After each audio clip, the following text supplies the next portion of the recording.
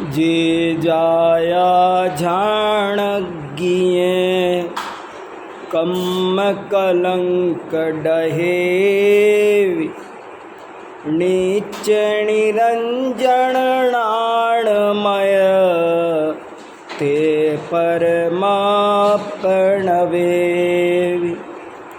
ते परमापणवे। जिन्होंने ध्यान रूपी अग्नि में अपने समस्त कर्म कलंक को दग्ध कर दिया है, उन नित्य निरंजन वीतराग परमात्मा को मैं भक्ति पूर्वक प्रणाम करता हूँ। हमारा एक बहुत ही महत्वपूर्ण विषय चल रहा है और वो है आत्मा का क्या स्वरूप है। अपन ने मुनिराज योगींदु देव द्वारा रचित परमात्म प्रकाश ग्रंथ के पहले अधिकार के 99 नंबर के दोहे से ये समझा था कि आत्मा को जानना बहुत ज़रूरी है, स्वयं को पहचानना बहुत ज़रूरी है। जब तक हम स्वयं को नहीं पहचानेंगे तब तक कुछ नहीं हो सकता, एक कदम भी आगे नहीं चला जा सकता, कोई धर्म की क्रिया संभव नहीं है, किसी का सच्चा फ़ायदा मिल नहीं सकता है। आत्मा को जानना क्यों ज़रूरी है, क्यों महत्वपूर्ण है, इस बात की अपन ने 3 व्याख्यानों में चर्चा कर ली। अब एक प्रश्न बहुत गहराई से उठ रहा है, केसी जैन साहब ने भी पूछा है कि भाई आत्मा को जानो, आत्मा को जानो, आत्मा को जानो, आत्मा को जानना ज़रूरी है। ये तो हमने बहुत सुन लिया, अब ये बताओ कि वो आत्मा है कैसा। देखो, मैंने आपसे पिछली बार कहा था कि ये विषय इतना इम्पोर्टेंट है कि मुझे इस विषय पर बहुत लंबे टाइम भी, मैं साल भर भी बोलूं तो मेरा रुकने का मन नहीं कर रहा है, क्योंकि मुझे ऐसा लगता है कि यही शास्त्रों का विषय अमरीश जी को दे देना है। देखो, बहुत इम्पोर्टेंट बात है, ज़रा सा आप उपयोग लगाना गहराई से। ऐसी चर्चा बहुत दुर्लभ है। सब शास्त्रों में लिखा है एक बात और ख़ास, हिंदू शास्त्रों में भी लिखा है, जो उपनिषद वगैरह है उसमें ये लिखा है कि संसार में सब कुछ मिल सकता है, लेकिन आत्मा की तो बात भी सुनना मिलना मुश्किल है, बहुत मुश्किल है। तो अपन को ये आत्मा का स्वरूप यदि सुनने मिल रहा है तो अपन को कैसे भी करके सुनना चाहिए, कैसे भी करके सुनाना चाहिए। इस काम में तो जितना ज़्यादा हम अपनी एनर्जी लगा सके वो लगाना चाहिए। अभी एक दिन मेरे गुरुजी कह रहे थे कि बहुत से लोग मंदिरों में सोना चांदी जोड़ते हैं, तो बोले मंदिरों में सोना चांदी, और वो भी कैसे कि साहब ये चीज़ सोने की, वो चीज़ सोने की। ठीक है, ज्ञानियों को भाव आते हैं, लेकिन बोले वास्तव में देखा जाए तो मंदिर तो वीतरागता के प्रतीक है, और मंदिरों का जो स्वरूप है वो तो बिल्कुल अलग है। मंदिर तो 24 घंटे भी खुला रहे और कोई खतरा जिसको, कम से कम मंदिरों में तो राम राज्य रहे। पहले के ज़माने में घर घर में ताले नहीं लगते थे, अब मंदिरों में हमको इतना इंतज़ाम करना पड़ रहा है। क्यों? कि हम सोना चांदी हीरे बिना हम प्रभावित नहीं होते हैं। हमको भगवान की मुद्रा प्रभावित नहीं करती। एक मूर्ति, इस मूर्ति में कोई कमी है? इसको रत्नों की होना चाहिए क्या? लेकिन रत्नों की होगी तो सारे देश में सब प्रभावित हो रत्न। मतलब तुम्हें अभी भी पत्थरों की महिमा आ रही है, वीतरागता की महिमा नहीं आ रही। अरे मंदिरों में तो यही मूर्तियाँ अच्छी लगती है, न चोर का खतरा न तुम्हें खतरा, सब बेफिक्र रहो ना, निश्चिंत रहो ना, कई को विकल्प करना। वीतरागता के प्रतीक स्वरूप ये है। और बल्कि सोने की मूर्ति हो ना तो उसे बेच कर ये जिनवाणी छपा दो और जन जन तक पहुंचा दो। क्या करना, माने ये करो ना। मैं बताऊं, ये आत्मा का स्वरूप जानने लायक है कि नहीं? ये परमात्मा प्रकाश योग सार, ये कागज़ जन जन तक पहुंचाने लायक है कि नहीं? पहले दिया था वो जन जन तक देने लायक है कि नहीं? ये कितने बच्चों को पढ़ाना चाहिए? एक व्यक्ति हमारा समाज का छूटना चाहिए ये विषय के बिना।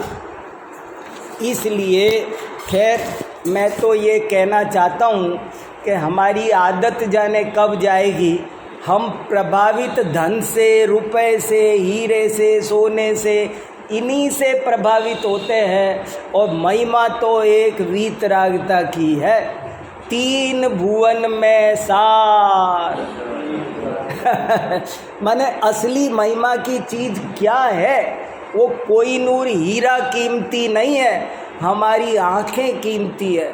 हमको जो ये क्षण मिला है, ये जो दुर्लभ समय मिला है, ये है ना कीमती।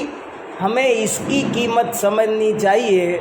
और ये इतना सुंदर और इतना इम्पोर्टेंट टॉपिक चल रहा है कि आपको, हमको, सबको सुबह शाम दोपहर 3 टाइम स्वाध्याय करो, सामायिक करो, निरंतर चिंतन करो और इस विषय को जमाओ कि आत्मा कौन है, आत्मा का क्या स्वरूप है, मैं कौन हूँ, मैं कैसा हूँ।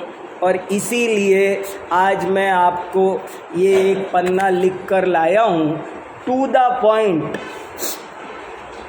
एक एक पॉइंट पर बहुत विस्तार हो सकता है। और मैंने अपनी पुस्तक जो भारतीय दर्शन में आत्मा परमात्मा लिखी है, उसमें इन सारे पॉइंट्स के बहुत विस्तार लिखे, एक एक पॉइंट पर एक एक 2-2 पेज लिखे हैं। लेकिन अभी शॉर्ट में एक पन्ने में एक झलक में आपके सामने चीज़ आ जाए। आत्मा आत्मा कहने से बात नहीं बनेगी। सब कहते हैं आत्मा, तो पहले तो आत्मा को जानना जरूरी है, ये जानना जरूरी है। और बाद में आत्मा कैसा है ये समझना जरूरी है, क्योंकि ये नहीं समझेंगे तो हमारा निर्णय नहीं होगा।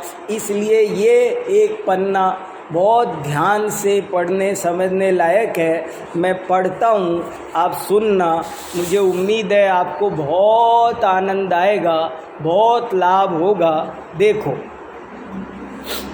पहले तो ये 4 पेज की एक भूमिका लिखी है शॉर्ट में। सब ग्रंथों का एक ही संदेश है कि अपने को पहचानो। पिछली बार मैंने कुरान बाइबल तक के उदाहरण दिए थे। बाइबल तक में लिखा है, सब ग्रंथों का, सब उपदेशों का एक ही सार है, नो दाई सेल्फ। और बाइबल में एक लाइन आती है कि यदि तुमने 3 लोक का राज्य प्राप्त कर लिया और अपनी आत्मा को नहीं पाया तो क्या पाया? कुछ नहीं पाया, तुम खाली के खाली हो। ये पंक्ति बाइबल में लिखी है। ये बात अलग है कि कौन ध्यान दे रहा है। इतने लोग क्रिश्चियन हैं, वे भी किस कोई इस लाइन पे ध्यान दे रहा है? सब शास्त्रों में आत्मा की बात है, पर जिसके कर्म फूटे हैं उसको थोड़ी मिलेगी।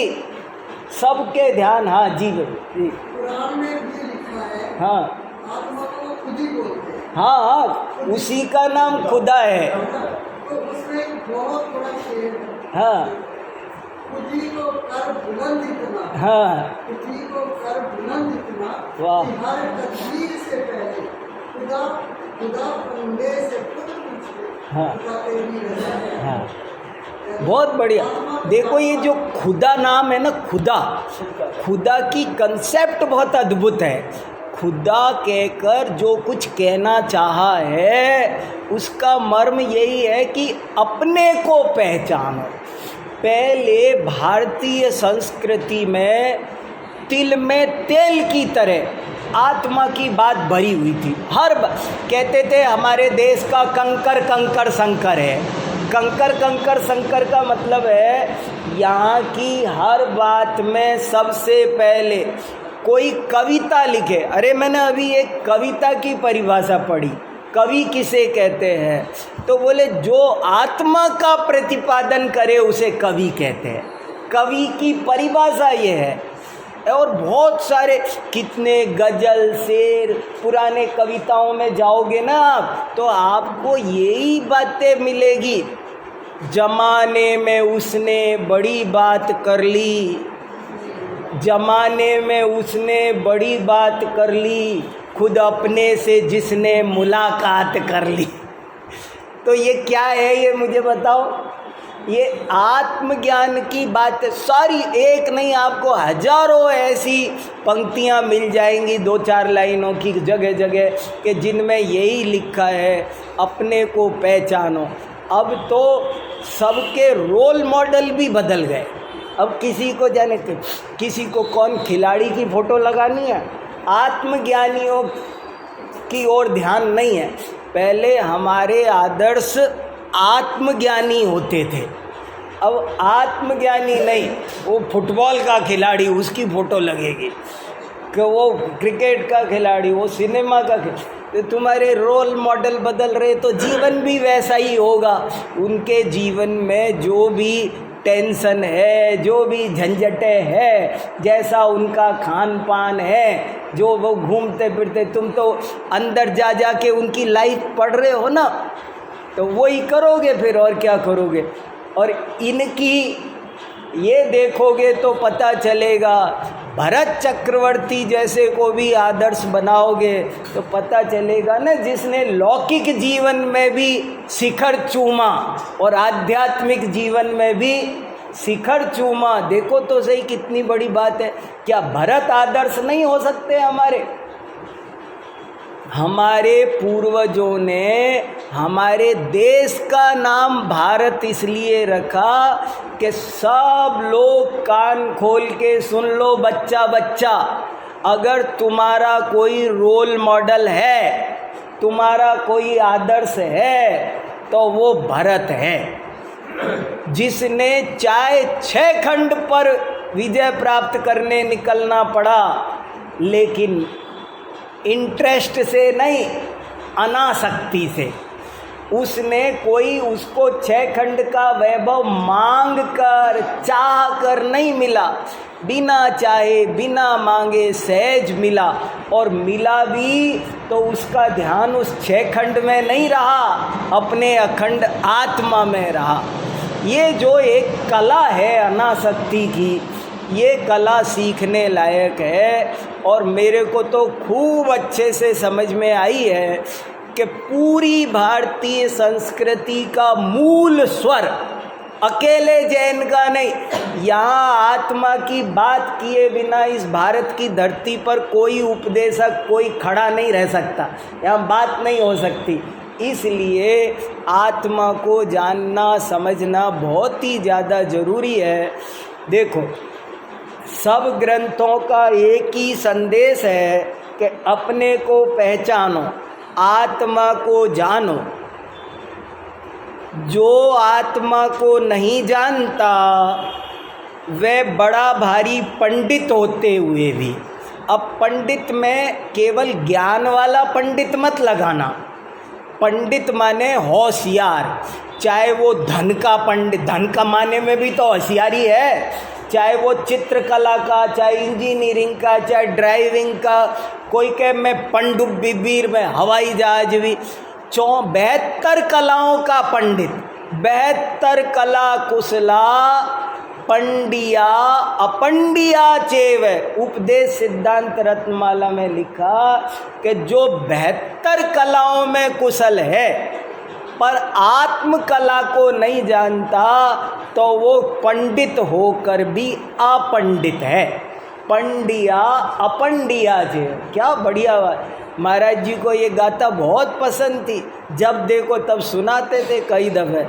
72 कला कुशला पंडिया पंडिया चेव सव कलाण विपवरा, सव कलाण सब कलाओं में प्रवर है, पर जो धर्म कला आत्म कला नहीं जानता वो तो अपंडित है। पंडित होते हुए भी अपंडित है। कितनी बड़ी बात है, बहुत गहरी बात है। इसलिए देखो क्या, इसलिए सारे पंडित लगाना, एक पंडित नहीं लगाना। जो आत्मा को नहीं जानता वह बड़ा भारी पंडित होते हुए भी कुछ नहीं जानता, अज्ञानी है, महामूढ़ है। और जो आत्मा को जानता है वह एकदम निरक्षर होते हुए भी, अब ये लाइन देखो तो से क्या ऐसे ही नहीं कही जा रही है, तुक्का नहीं फेंका जा रहा है, एकदम निरक्षर, क लिखना नहीं आता हो अ, एकदम निरक्षर होते हुए भी बड़ा ज्ञानी है। खाली ज्ञानी नहीं लिखा, बड़ा ज्ञानी है। अरे बड़ा सर्वज्ञ है। जिसने आत्मा को जाना वो चिड़िया भी है, तो सर्वज्ञ है। जो आत्मा को नहीं जानता वह तो निद्रित है। निद्रित समझ में आया? सोया।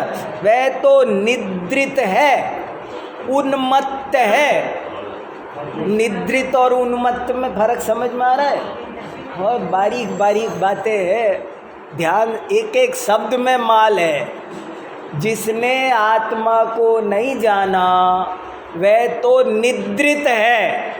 आप कहते हो मैं तो 4 दिन से जगा हुआ हूँ, घर में शादी चल रही है बच्चे की, बोले जग रहे हो क्या? जिनवाणी क्या कहती है? अरे गहरी नींद में सो रहे हो, सो रहे हो। जब सो रहे हो तब तो सो ही रहे हो, जब जग रहे हो तब भी सो रहे हो। और उन्मत्त, उन्मत्त माने अपन हैं उन्मत्त, जचती है बात, अपन तो कोई नशा नहीं करते। उन्मत्त माने जिसने नशा कर रखा है, जिसने शराब पी रखी है। साफ शब्दों में कहो ना अरे मैं थोड़ी कह रहा हूँ, सारी जिनवाणी कह रही। मोह महामद पियो अनाज, मोह रूपी मदिरा पी रखी है, पी रखी है कि नहीं बताओ? उन्मत्त है अपन, पागल। कोई आ जाए पी के तो कैसा लगता है?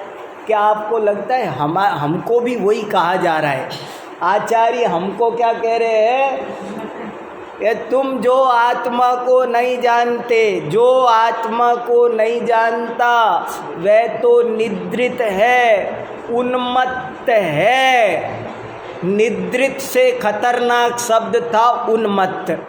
अगर आप मेरे घर फ़ोन करो और पूछो कि वीर सागर जी हैं क्या, और पत्नी कह दे निद्रित हैं, तो आपको इतना बुरा नहीं लगेगा। लेकिन अगर वो कह दे उन्मत्त है,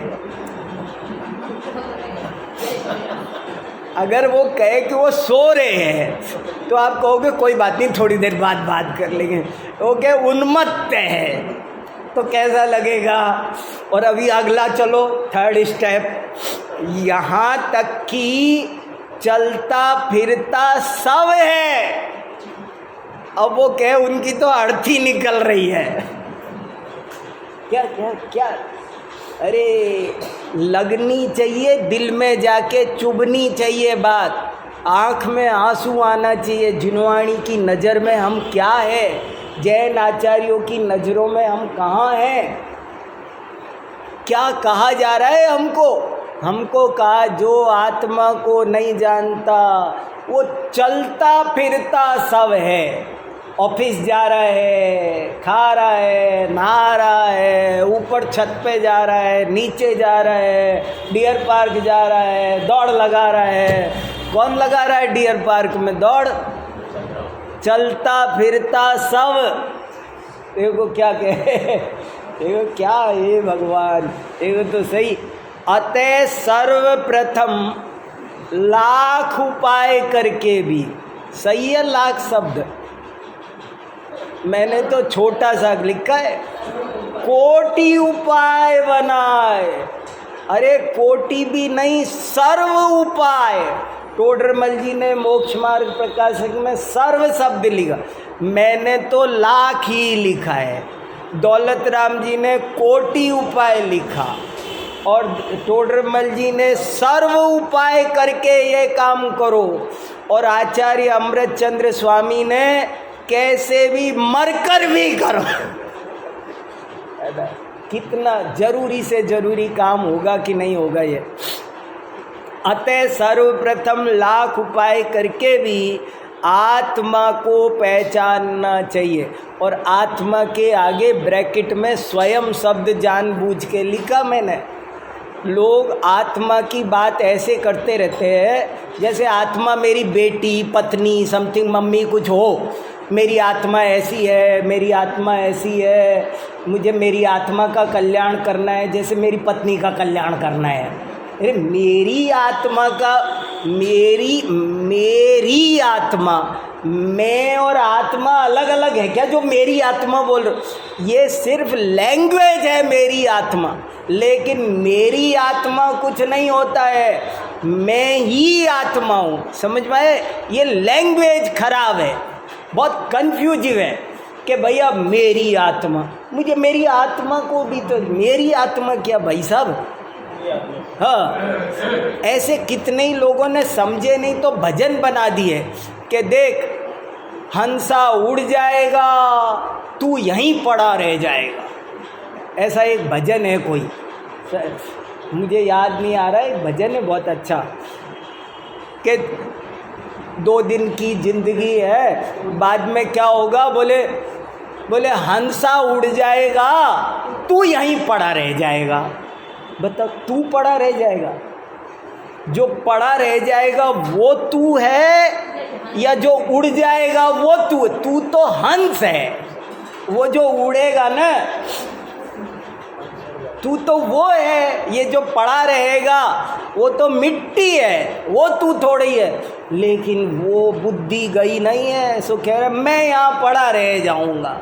अरे भले आदमी, अरे इसलिए ब्रैकेट में स्वयं लिखा कि हम आत्मा की बात कर कर के भी ऐसा समझते रहते हैं कि जैसे किसी और की ही बातें कर रहे हैं, ये मेरी बात है ऐसा नहीं समझते हैं। अतः सर्वप्रथम लाख उपाय करके भी आत्मा को पहचानना चाहिए। अब और एक इम्पॉर्टेंट स्टेप, एक और टर्निंग पॉइंट आ रहा है, वह भी बड़े ही वैज्ञानिक ढंग से। अब आत्मा को जानना है तो हाँ, जो अंधविश्वास से जो गुरुजी ने कहे वो ऐसा कहते हैं, वो ऐसा है, ऐसे नहीं, बड़े ही वैज्ञानिक ढंग से, पूरी ईमानदारी से, ऐसे ही ऊपर ऊपर से नहीं।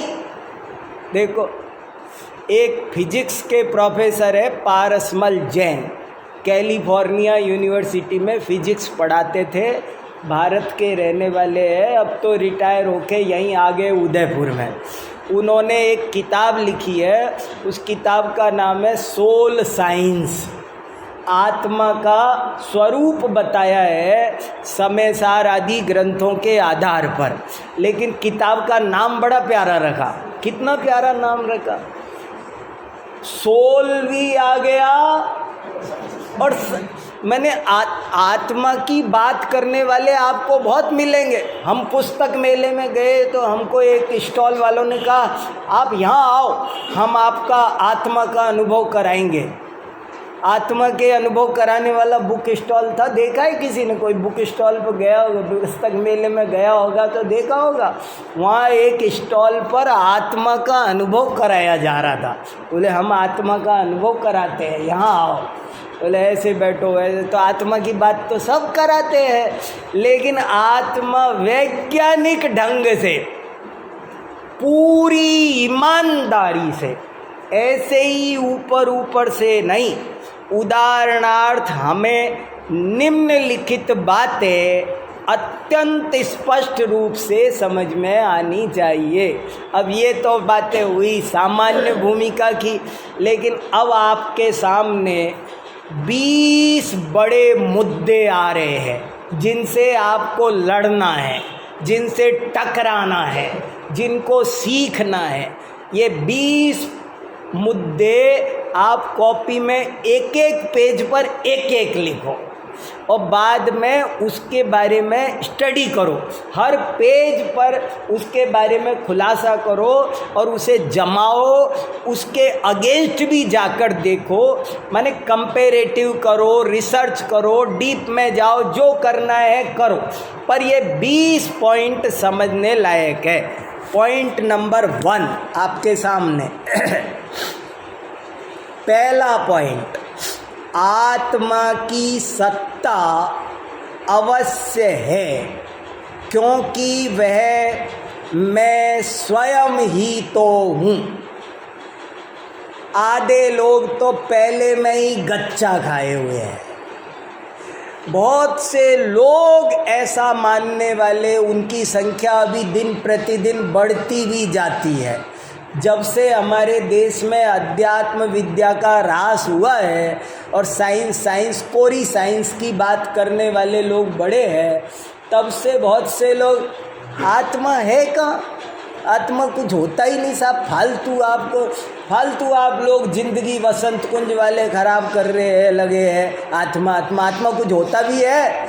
अरे वैज्ञानिकों ने इतनी मेहनत कर ली, जमीन के नीचे हजारों किलोमीटर जाके खोज लिया, आसमान में एक एक ग्रह नक्षत्र ढूंढ डाला। वैज्ञानिकों से इस दुनिया में क्या छुपा है? मेडिकल साइंस ने ऑपरेशन करके शरीर का जर्रा न्यारा कर दिया। आत्मा नाम की कोई चीज़ होती तो मिल नहीं जाती। आत्मा कुछ है ही नहीं। पहला पॉइंट तो क्या कि बहुत से लोग कहते हैं कि आत्मा की तो सत्ता ही नहीं है।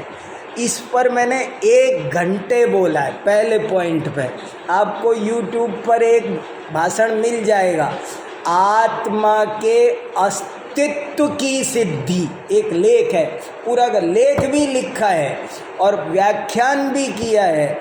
आत्मा है, इस पर आचार्यों ने बहुत ताकत लगाई है, बहुत सारे तर्क है और खूब चर्चा हुई है। कितने ही लोग कहते हैं आत्मा है ही नहीं, लेकिन उन्होंने सिद्ध करके दिखाया कि आत्मा होता है।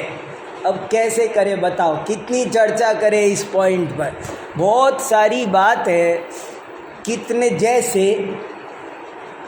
कितने ही लोग तो इस तरह के हैं कि साहब होता तो दिख जाता। प्रत्यक्षवादी, इनको क्या बोलते हैं कि आप तो हमें हथेली पे दिखाओ रख के। तो मैं उनसे एक बात कहता हूँ, तुम अपनी बात पे टिके रहना। तुम प्रत्यक्षवादी हो, सिर्फ वही मानोगे जो सामने दिखे, जो सामने नहीं दिखे वो नहीं मानोगे। तुम अपने दादा बाबा मानोगे कि नहीं, दादा परदादा जो तुमने नहीं देख, मान लो तुम्हारे पिताजी के पिताजी के पिताजी तुमने देखा नहीं, तो थे कि नहीं थे? कह के बोलो कि मैं नहीं मानता क्योंकि मैंने नहीं देखे। ये कि देख, कह सकता है तू, लेकिन तेरी समझ में अनुमान से आ रहा है ना। कहने का मतलब ये है कि जैसे प्रत्यक्ष प्रमाण मजबूत होता है, ऐसे ही परोक्ष प्रमाण भी कम मजबूत नहीं होता है। भले परोक्ष हो, लेकिन परोक्ष भी मजबूत प्रमाण होता है, पर प्रत्यक्ष जैसा प्रमाण होता है। अभी आप ये बताओ कि इस लाइट में, इस वायर में करंट है कि नहीं? ये वायर जा रहा है, इसमें बिजली है, इलेक्ट्रिसिटी, तार दिख रहा है, लेकिन बिजली तो नहीं दिख रही। तो बिजली है कि नहीं है? तो बोलो ना, नहीं है। पकड़ के दिखा बेटा, क्यों नहीं पकड़ रहा? नहीं उसमें करंट है। तो तुझे कैसे कर कि वहाँ बल्ब जल रहा है, उस बल्ब जलने से तूने माना। हमारे यहाँ न्याय शास्त्र में, न्याय प्रदीपिका में बहुत अनुमान का स्वरूप बताया है, इसीलिए कि हम साधन से साध्य का निर्णय कर लेते हैं। अगर आगे बल्ब जल रहा है, यहाँ स्विच है, वहाँ बल्ब है, तो वहाँ बल्ब जल रहा है, तो ये बीच में जितना तार है उसमें बिजली है कि नहीं? यदि नहीं होती तो वो बल्ब जल सकता नहीं था। ऐसे ही आत्मा को हम भले मूर्तिक पदार्थों की तरह हथेली पे नहीं देख सकते। अरे बुद्धि दिखाई देती है, आत्मा तो छोड़ो, कुछ भी दिखाई देता है। क्या दुनिया में क्या दिखता है आपको? परमाणु दिखता है, मूर्तिक भी पूरे नहीं दिखते। मूर्तिक पदार्थ भी जो सूक्ष्म है, अंतरित है, दूरवर्ती हैं, वे हमको कहाँ दिखते हैं? लेकिन हम उन सब की सत्ता मानते हैं। तो कैसे? आपको सब्जी में नमक दिख नहीं रहा, आँखों से दिखता है क्या? लेकिन चख के दिखता है तो मानते हैं। तो ऐसे कहने का मतलब, तो पहला पॉइंट तो यही अच्छे से बिठाने लायक है कि आत्मा नाम की चीज़ है। ऐसा नहीं है कि आत्मा नहीं है, आत्मा है। और वैसे ही है जैसे नरेश जी दिखाई दे रहे, श्रवण जी दिखाई दे रहे, प्रवीण जी दे रहे, ऐसे ही जितने सत्य ये बैठे हैं उतना ही सत्य आत्मा भी है। पहले तो हमको और आपको ये अब अगले पॉइंट में आएगी ये बातें। अब ये अच्छा सवाल कि भाई मन क्या, बुद्धि क्या, हृदय क्या, इन सब चीज़ों पर जब तक आप अच्छे से शांति से, वास्तव में ये सब विषय समझने लायक है। पहली बात, अभी पहला पॉइंट तो ये कह रहा है कि आत्मा है। क्या है वो? अब वो क्या है अभी आगे बात कर लेंगे। लेकिन जो मना कर रहा था उसको रोका है, वो उसको समझाया है, मना करने वाला कोई ना बचे। समझ में नहीं आई हो तो पहले ये समझ लो, तुम सिद्ध करके बताओ कि आत्मा नहीं है, नहीं तो हम सिद्ध करके बता रहे। तो पहला पॉइंट तो ये। अब क्या है तो सही, इस पर तो एग्री करो। जैसे मेरी मम्मी है, लेकिन अब इनमें से कौन सी है अब तय कर लेंगे। पहले तो ये तो तय है हो कि मेरे नहीं, मैं तो बिना माँ का हूँ, मेरे माँ है ही नहीं। अब उसको क्या समझाएं बताओ? उसको हम कह रहे ये तेरी माँ, वो कह रहा मेरे माँ ही नहीं है। अब कैसे करोगे बताओ? तो पहले वो ये मान जाए कि माँ है, तब दूसरे नंबर पर वो माँ कौन है ये समझाएंगे। तो गजब की बात है। दूसरा पॉइंट, आत्मा जड़ या अचेतन नहीं है, चेतन ही है, क्योंकि प्रत्यक्ष जानता, देखता, अनुभव में आ रहा है। इस विषय पर मेरी पूरी किताब है, आप ये समझ लो कितना खुलासा की ज़रूरत है। मैं ये 20 पॉइंट पे अपन 20 हफ्ते गुजार सकते हैं भाई साहब 20 हफ्ते एक एक पॉइंट पे चर्चा हो सकती है। कितनी गहरी बातें हैं। और एक पूरा का पूरा लेख एक बार जैना कन्वेंशन हुआ था लॉस एंजल्स में, और उन्होंने कहा आपको भी बोलने आना है। तो मैंने सोचा 7 समंदर पार 14,000 किलोमीटर दौड़ के जाऊंगा, क्यों जाऊं। तो मैंने कहा अगर कोई इम्पोर्टेंट बात कहने का मौका मिले तो जाऊंगा। तो मैंने कहा मैं तो ये सुनाने आ सकता हूँ, सुनना है तो बोलो। जब उनने हाँ किया तब गया मैं, और ये विषय सुना के आया हूँ वहाँ पर। इस विषय पर उन्होंने 1.5 घंटे का एक व्याख्यान रखा जैना कन्वेंशन में। हमने कहा ये सुनाएंगे ना,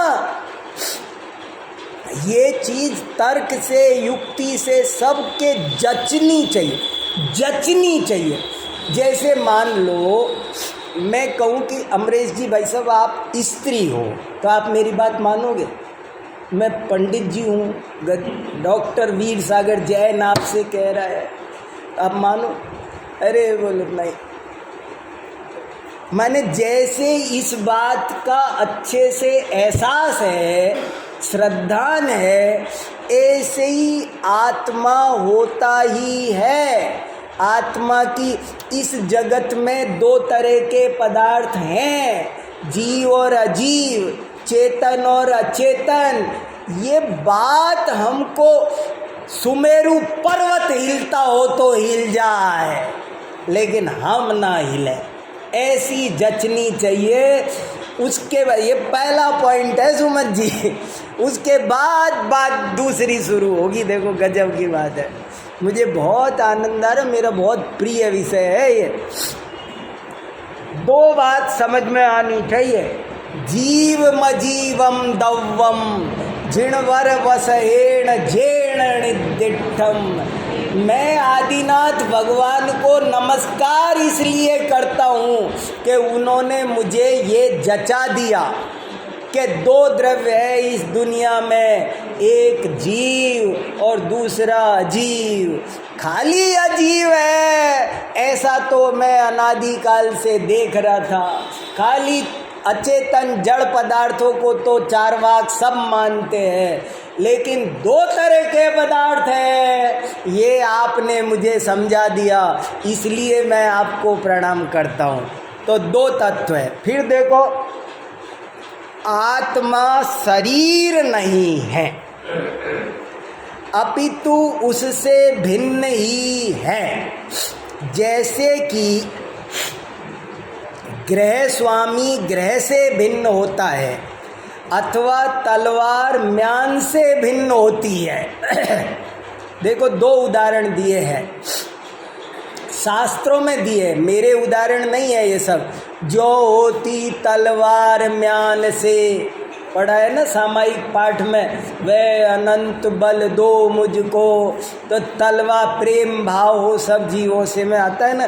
तो जैसे दिखता क्या है, जो म्यान का आकार है, म्यान की साइज है, वैसी तलवार की है। दोनों की समान रूप होने से ऐसा लगता है कि ये एक चीज़ है। अगर मैं म्यान सहित तलवार दिखाऊं आपको, तो आप क्या समझोगे कि तलवार ही है, लेकिन तलवार तो अंदर है, ये बाहर जो दिखाई दे रही है वो तो म्यान है। ऐसे ही ये कह रहे हैं, जैसे घर अलग होता है और घर का स्वामी अलग होता है, हीरा अलग होता है, हीरे की डिब्बी अलग होती है। अब एक मैंने नया उदाहरण अपनी तरफ से जोड़ा, ये तो आचार्यों के हैं। आज तो चिकित्सा विज्ञान, मेडिकल साइंस, आज तो चिकित्सा विज्ञान ने भी दिखा दिया है कि सारा शरीर बदल देने पर भी ज्ञान वही रहता है। इससे भी सिद्ध होता है कि आत्मा शरीर से भिन्न है। आप चाहो ना तो मुझे एम्स में भर्ती कर दो और वो 8 दिन में मेरा सब कुछ इस शरीर का सब बदल देंगे। किडनी, हार्ट, लीवर, आँख, पूरी पूरी स्किन, सब टोटल बदला जा सकता है। अभी मेडिकल साइंस इतनी तरक्की कर गई कि इस शरीर में एक परमाणु ना बचने दे, पूरा का पूरा सने सने सब बदल देंगे, शरीर दूसरा हो जाए। मुझे 15 दिन में वो एक परमाणु नहीं बचने देंगे इस शरीर का और घर भेज देंगे, जाओ। मगर मैं यहाँ आके फिर सुनाऊंगा, मोक्ष मार्गस्य नेतारम नेतारम कर। बताओ, ये मेरी नाक नहीं बची, आँख नहीं बची, माथा नहीं बचा, सब नहीं, ये दिल विल हार्ट वार्ट, ये दिल निकल जाएगा, फिर भी मुझे ये समझ में आएगा ये कैसी जन साहब है। वही प्रेम आएगा ना, क्यों आएगा, क्यों आया? हाँ, मगर वो भी बदली जा रही है। अब तो ब्रेन भी बदल रहे, एक का ब्रेन जानवर का ब्रेन बदल देते हैं। ब्रेन कितना कितना क्या क्या, और कुछ बचा होगा तो थोड़े दिन और इंतजार कर लो कुछ बचा होगा तो थोड़े दिन में और साइंस सब बदल देगी। क्या है? अरे ये कह रहे हो, मैं तो आपको समझाना चाह रहा हूँ कि ज्ञान का नाम आत्मा है, चेतना का नाम आत्मा है। मैं ये बताना चाह रहा हूँ। आप मन बुद्धि कुछ मुझे मतलब नहीं है, मैं इतना जानता हूँ, शास्त्र की बात करें अपन तो मेरा ये बहुत जिद रहती है कि हम शास्त्र की बात करें, अपनी तरफ से कम करें। मैं बहुत कोशिश करता हूँ, उदाहरण तक भी देता हूँ तो अपना दूंगा तो कह के दूंगा कि ये मेरा है, कोई गड़बड़ निकले ना तो मेरी है। शास्त्रों की अलग उदाहरण है। शास्त्र क्या कहते हैं आत्मा के बारे में? उपयोगो लक्षणम, खेल खत्म। उनके पास में सुप्रीम कोर्ट का फैसला है, आत्मा किसे कहते हैं। तो सुप्रीम कोर्ट में चलो कि बताओ भैया क्या है आत्मा? ब्रेन है कि माथा है कि दिमाग है कि छाती है कि हार्ट है कि पैर है कि पेट है पीठ है? क्या कहा शास्त्रों ने? उन्होंने कहा उपयोग आत्मा है। उपयोग का दूसरा नाम चेतना। उपयोग दो तरह का, ज्ञान उपयोग, दर्शन उपयोग। इसी का दूसरा नाम चेतना, ज्ञान चेतना, दर्शन चेतना। साइंस की लैंग्वेज में बोले, अंग्रेजी की प्रचलित भाषा में बोले तो कॉन्शियसनेस। आत्मा क्या है? इसीलिए बहुत से लोग कहते आत्मा यहाँ रहती है, यहाँ। बहुत से कहते यहाँ रहती है जहाँ अपन तिलक लगाते हैं ना। आपको बहुत से लोग ऐसा भाषण देते मिलेंगे, यहाँ हम तिलक क्यों लगाते हैं? क्योंकि यहाँ आत्मा है। अरे मूर्ख चंद, आत्मा यहाँ नहीं है, आत्मा यहाँ नहीं है, आत्मा यहाँ नहीं। मैं बेटे पे आत्मा है, पत्नी ये मेरा आत्मज है। अरे ये आत्मा बात्मा, इनका नाम आत्मा नहीं है। चेतना का, चेतना बोलो, उपयोग बोलो, कॉन्शियस, 3 शब्द याद कर लो, रट लो। शास्त्र का शब्द है उपयोग और तत्वार्थ सूत्र का शब्द है उपयोग और द्रव्य संग्रह नेमी चंद्राचार्य का शब्द है चेतना। उन्होंने ज्ञान चेतना, दर्शन चेतना, ऐसे 2 चेतना की सब आचार्यों ने की। और अंग्रेजी में शब्द कर रखा है उसका कॉन्शियसनेस। वो जो छुई मुई का पौधा है ना, उसके ऐसे हाथ टच करते ही क्या होता है उसको? इससे सिद्ध होता है कि उसमें कहाँ आत्मा रहती है?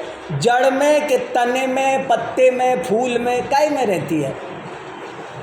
अपने कहाँ रहती है आत्मा? अंगूठे में नहीं।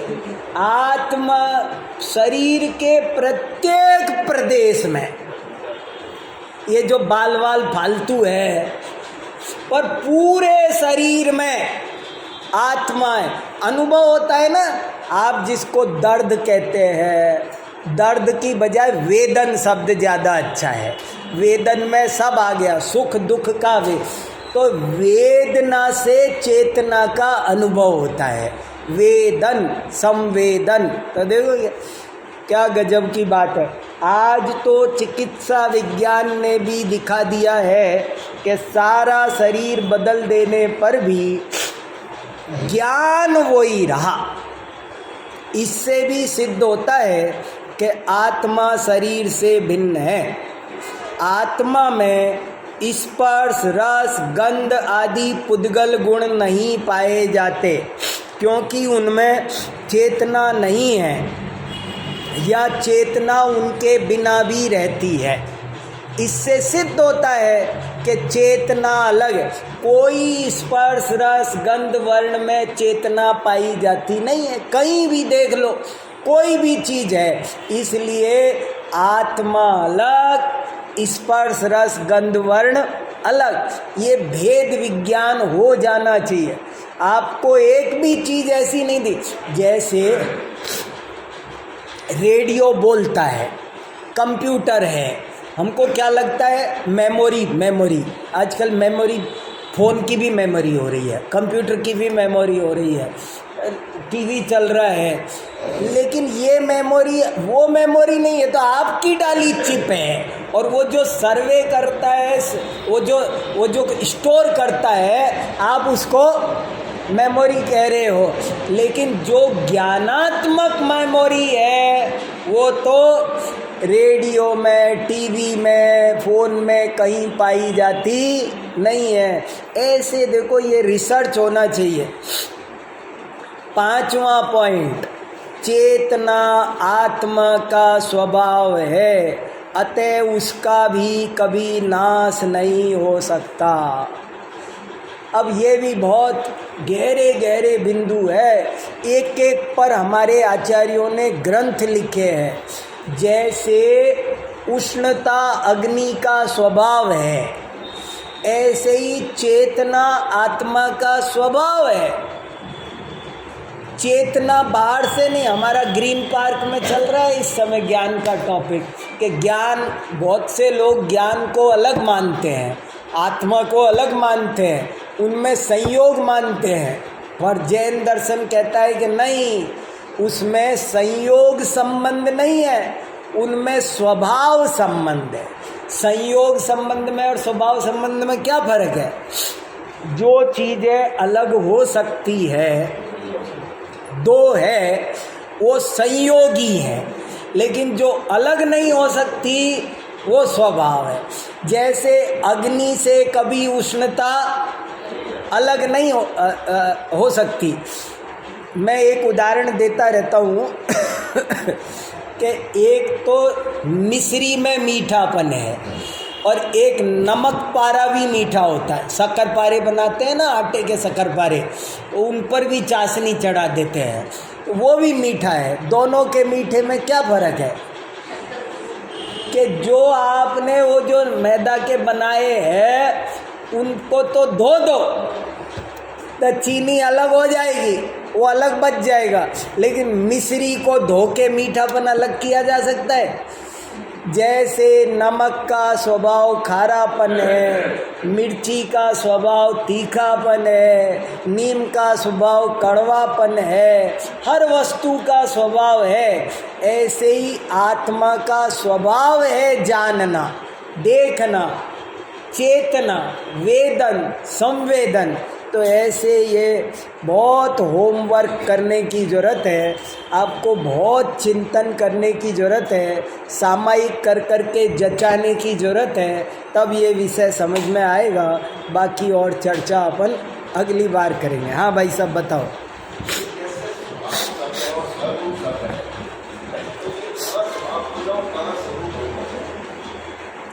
वैसे तो एक ही बात है, आत्मा ज्ञान स्वरूपी है, आत्मा ज्ञान स्वभावी है, उसका स्वरूप है। उसका स्वभाव है, लेकिन स्वरूप में कई बार पूरा का पूरा भी ले लेते हैं। कई गुणों का मिलाकर ज्ञान दर्शन स्वभावी है, ज्ञान दर्शन पर कोई फर्क नहीं है। स्वरूप और स्वभाव अग्नि उष्णता स्वरूप है, अग्नि उष्णता स्वभावी है, कोई फर्क नज़र नहीं आ रहा मुझे। पर्यायवाची लग रहे अभी तो। रूप और भाव में जो फर्क होना चाहिए, कोई अंतर समझ में नहीं आ रहा अभी। एक ही बात है।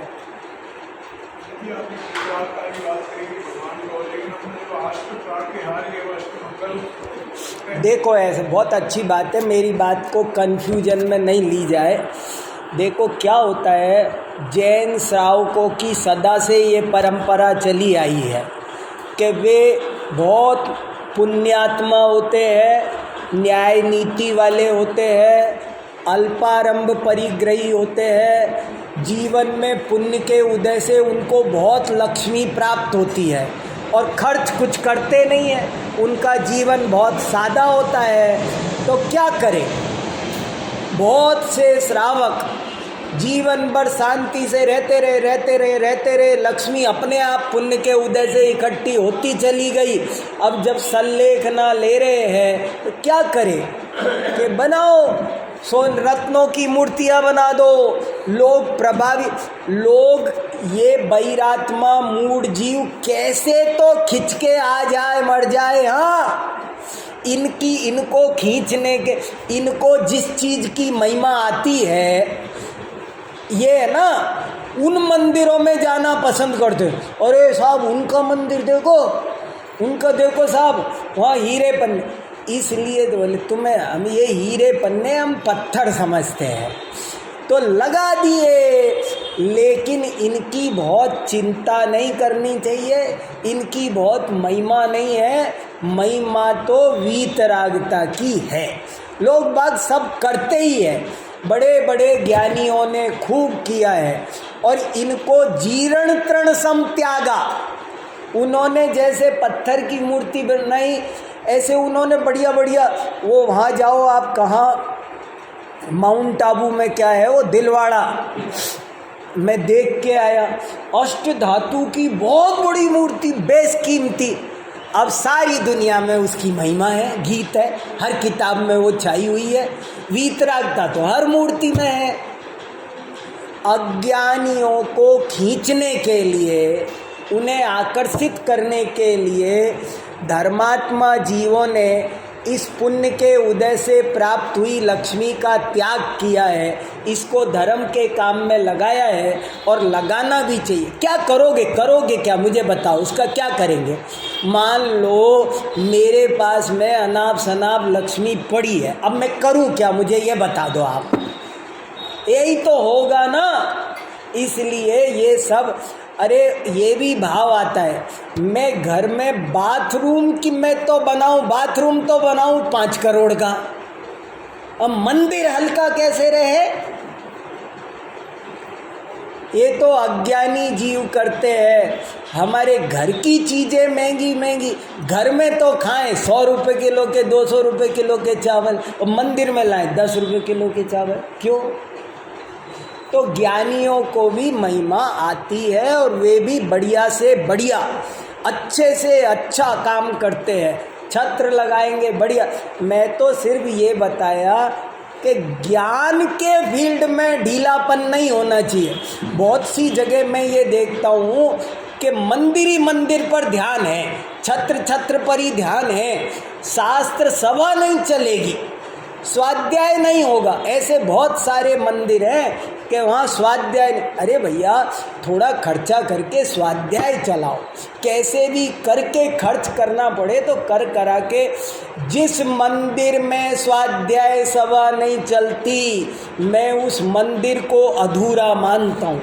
और मैं नहीं मानता, शास्त्र का प्रमाण दे सकता हूँ, वहाँ 10 जगह लिखा हुआ है। तो वो मेरा मतलब था।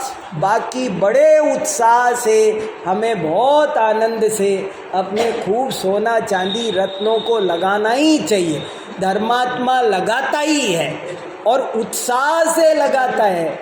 हम गाड़ी तो खरीदे में क्यों, बाजार में सस्ती गाड़ी आती है वो खरीद लो, क्यों BMW खरीदते हो? जाना आना ही तो है, छोटी गाड़ी भी जा सकती है ना। तो वहाँ तो हम सब चीज़ें महंगी महंगी, शर्ट खरीदते हो तो कौन सी खरीदते हो? ब्रांडेड लेते हो ना, कि वो रोड पे बेच रहे होते ले लेते हैं। तो क्यों?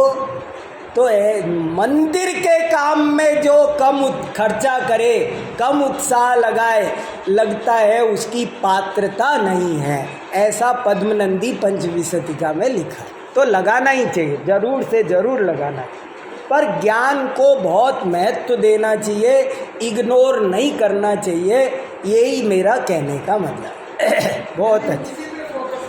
हाँ, उसी पर मैंने बहुत जगह देखा कि मंदिर में स्वाध्याय के लिए जगह नहीं बच रही है, चाहे मंदिर 4 मंजिल बन गया पर स्वाध्याय करने, अरे भाई स्वाध्याय के लिए भी तो जगह चाहिए, वो मतलब है।